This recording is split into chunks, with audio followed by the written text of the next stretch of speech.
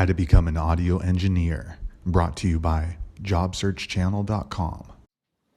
What's going on today, you guys? So today we're going to talk about how to become a sound engineer. I've been learning sound engineering for about 10 years now.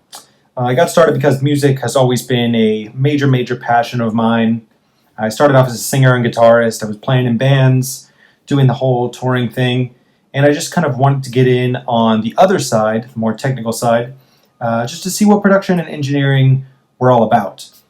I ended up doing a few internships right out of high school over at some studios here in LA, including Sony.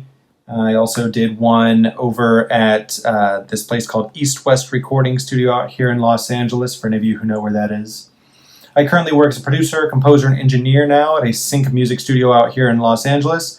I've been doing that full-time for about 2 years now. You might want to know the answer to the question of how to become a sound engineer because you love the idea of working on the engineering side of music, but you're not really sure where to start. So that's why I'm kind of here to help. In my experience, there are definitely a few places that you need to start, or a few things that you should keep in mind when starting out. For starters, I would say get some hands-on training if you can. Watch some sound engineers work at your local club or theater. If you're in college, go to your local college theater.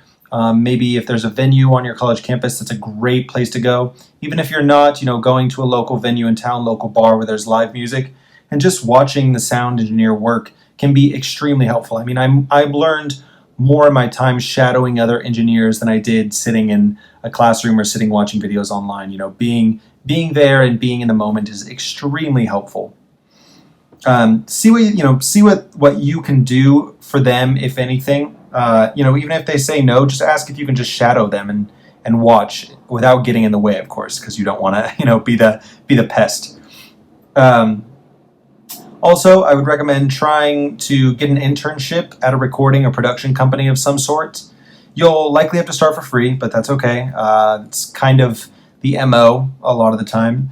You'll end up, doing some of the grunt work, maybe getting coffee, bouncing out stems, doing some of the boring stuff, but eventually you'll work your way up and you'll learn a lot. Plus you'll get to watch some, professional engineers do work, which again, like I said, is extremely helpful. And eventually, once you feel comfortable enough, hopefully you can hop on the board and start working yourself.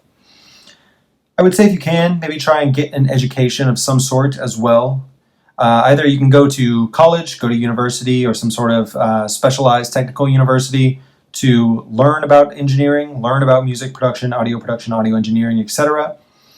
Here, whether you go to an actual physical school or online, the things that you learn should all pretty much be the same. You'll want to definitely learn about music software, whether it's Pro Tools, Ableton, Logic, Cubase, FL Studio. You'll definitely want to learn about those. You'll want to learn about the equipment that is necessary for engineering, be it monitors, recording interfaces, cables, wires, consoles, etc.